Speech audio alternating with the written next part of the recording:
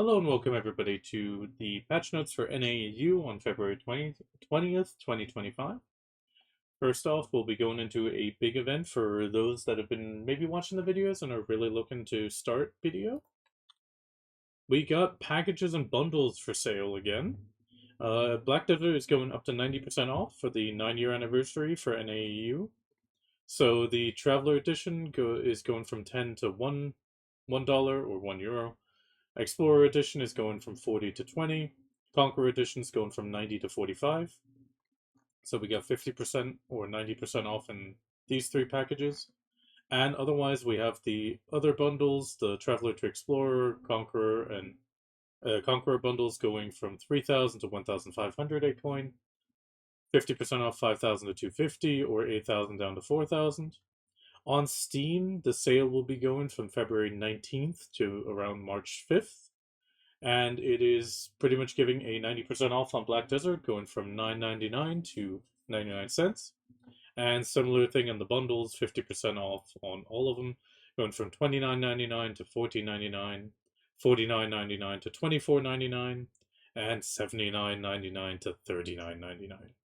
So if you're looking to start your Black Desert adventure, now is a really good time to do so. But we'll continue with the other events now. First off, we have the Spread Your Wings and Capture the Moment. It is going to run from February 20th to February 27th, so 1 week. You pretty much can take to the skies with Duskwing and capture the moment with a screenshot. You then post your entry on the forums in the events section with the Duskwing plus your region, if you're EU in brackets EU, if you're in NA in brackets NA, and then you can add an optional title. This is a requirement for the post. The winner with, well, up to 10 winners will get to choose their own Young Azure Dragon box, and everybody else gets a Dragon Blessing bundle for participation. The other event is the Heart Pounding Adventures with Duskwing. So we'll be exploring Black Desert to hunt down the GMs again, February 20th to February 27th, 1 week. So you head to Velia across from Tran and Underfoe. There is GM Silver. You then pick up the quest, and then you can ride to find GM Gold. He hangs out in high and risky spots, so please watch your step. One of them is on the Shere Khan Necropolis. One of them is at Bahan Gateway or Kaposha. Another one is at Ailton, and another one is at Evergard Falls. One of the spots, for example, is displayed here is Shere Khan Necropolis. You can also jump up on these levitating platforms. It's part of a quest, so you should be able to reach them even without.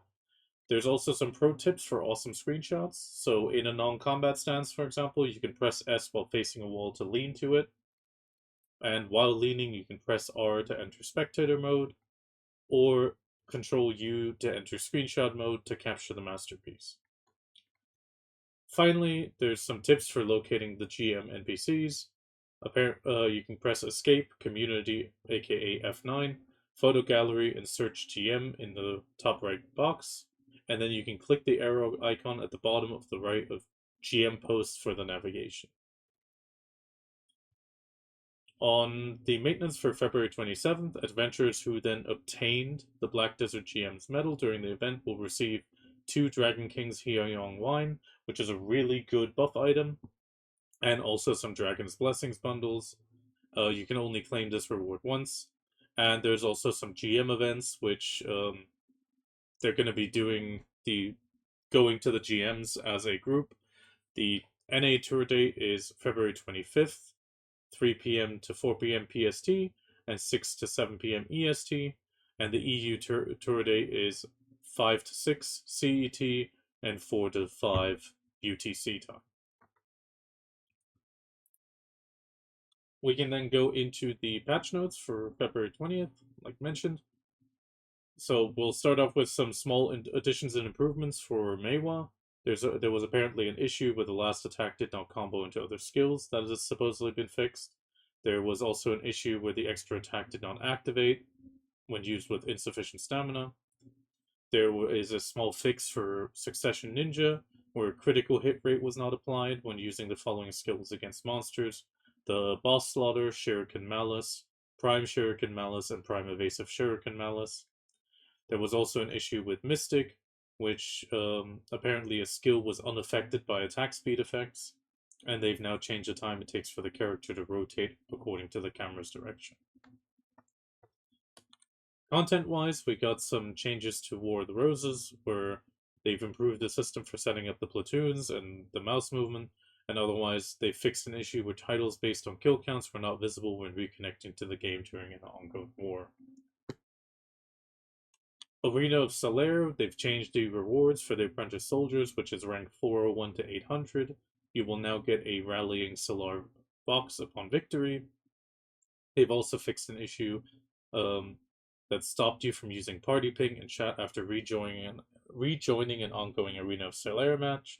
And they've changed it that so that if your character dies while searching for a match in Arena of Solaire, the game will automatically decline the match. And lastly, they fixed an issue where the attempt to use a blocked item in Arena Solaire activated the install UI. For Snowfall Crasher Powder Rush, they've apparently now added a NPC, Uyanga, which has started measuring your records. It is pretty much as it was before. You talk to the NPC, drive down, most likely not fall off the board for it to count, and then you talk at the... Well, after passing the finish line, you can talk to the NPC to see your times. They've also improved the ability to check records at the NPC, and they fixed it so that when you get on a mount that changes the location of your character while in Snowfall Crasher, you will be transported to the nearest endpoint of the slope instead of the base camp. There's a small barter change where the Shipwrecked Ancient Cargo Ship requires a tier 5 item for Gilded Coral. This has been doubled to 2 Gilded Corals, small increase. And now we have the biggest update of today, which is the change for the Origin of Dark Hunger and the Faint Origin of Dark Hunger. So, as we saw in the Global Labs, and again, pretty much to go from 100 to 300, it used to require a total of 43 Origins of Dark Hunger, now it's 22.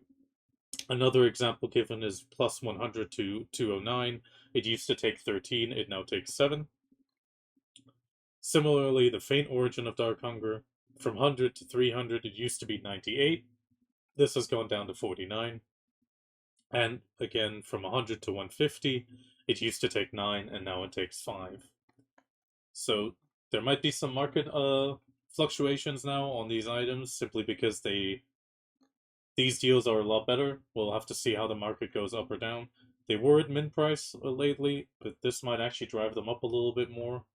At the same time, it's become much more affordable to easily get those really high stacks to maybe even overstack a little bit more, just when you try to get that next upgrade. The next thing we have is the Golden Pig Cave. So, what we have is a recommended AP of 1150 plus and recommended DR of 660. I've already been told by a few guildmates that have went in, knockdown resistance will definitely help you. The DR requirement is quite high, and the mobs are apparently hit really hard. I have not been able to get a chance to go, but with these requirements, I will most likely also not be part of that group yet. So normally the grind spot is closed and it will open randomly within a set time frame. Currently, we have not had the time frame open yet. It has been 5 hours since the opening after patch. It has not reopened yet. We'll have to see on those time frames. When you want to enter, you have to go to the NPC Munsik. You will talk to him, and then he will enter you into the private Marnie realm. You will defeat Golden Pigs or wait a bit, and then the Golden Pig King will spawn. After you defeat the Golden Pig King, you earn the Golden Pig's subjugation token, and you collect the tokens from NPC's Munsik. And after everyone claims their rare treasures, the cave closes, you can exchange your tokens via the Managed Currency UI. The Golden Pig Cave drops, well, obviously loot, Faint Origins of Dark Hunger, Wan Bon Dawn Crystals, Kaffir Stones, Ancient Spirit Dust, and Trash Loot. The Trash Loot is at 59,415 silver. One guildie wrote an hour on Garmouth, it was 1.9 bill. Could be even higher. He felt like he was struggling a little bit, but there's definitely room for improvement there. It is a high value spot. And when you defeat the Golden Pig King, you will get the Golden Pig King's treasure chest, which can give you, well, accessories can be tri or tet, and it's a bunch of yellow accessories and also some gold bars, 100G and 1000G. In the Golden Pig Cave, you can obtain rare treasures in addition to the monster loot and the Golden Pig subjugation tokens. Only one adventurer can claim the rare treasures while the cave is open across all servers. Once claimed, the cave closes, and the owner of the rare treasure can obtain special rewards from NPC Munsik, which is Essence of Dawn 100, rare treasure chest, which is again obtain a specific accessory, and junk loot and gold bars. So in this one, you have the accessories can be tri or tet, and in this case, they are pretty much guaranteed tet, and you get a choice, which is just way more Essence of Dawn. I think if this becomes popular enough, I mean, it is rare treasure across all servers. That is somewhat of a unique thing. It almost sounds like the field boss mechanic is not quite there. This is not going to be a server specific spawn, but across all servers spawned, and then it will close across all servers once it's been claimed. This could upset the markets. Do watch out for the prices of Essences of Dawn, maybe over the next weeks. Well, 1 to 2 weeks. I think there will be a big drop in some of them, or they will just become much more readily available, and through that, it will slowly go down. Especially with this guaranteed tet, just giving a little bit more of Essences of Dawn. This could be quite an upset on that market. So keep an eye on it, and we'll see how that goes. Crescent Dhekia 1, there's been some small changes. They've reduced the range that stuns the other Crescent Shrine monsters when the Obsidian energy is destroyed. They've also apparently fixed an issue where the message was not displayed when the Obsidian energy was spawned. There's a small fix on the hit detection in a certain attack mechanic of Sangoon, Calamity 8, 9, and 10, where it is apparently didn't go properly. We have some NPC background and sound changes. Mostly they've improved the surface quality of some backgrounds. It pretty much looks like a big facelift for Heidel, Serendia, and a little bit of Calpheon, most likely. Currently, we only see Southern Heidel in the farm area, and Heidel buildings themselves getting a roof facelift. I'm going to be checking Calpheon as well. It might have gotten a slight facelift as well, because they had similar roofing. Then we have the UI changes that we saw. So they will now also display the possession of the count of the target item for the barter in the barter window. I was thinking this a week after the update. I thought this is a good thing to see what I might be missing, and they were ahead of me. They've also managed a warehouse button that has been added when opening the central market from barter info, and transaction maids and butlers can be used when moving the goods using the central market warehouse. They've also improved the use of the Find My Item, the Control F function, while interacting with the stable keeper or wharf manager, so you can now use that as well. They've also added a GM Note link banner at the bottom of the news window. They've changed it. Clicking on an item icon in the barter window resets the view only required and owned activation status. They fixed an issue where the maximum number of non-stackable barter items that exceeded the character's max weight has been decreased by 1. They've also fixed some issues of moving items between storage and ship barter windows. On the gamepad UI, they've changed some items being enhanced. They've changed the item being enhanced with the fake crystals to be removed from the UI when all the crystals are used up.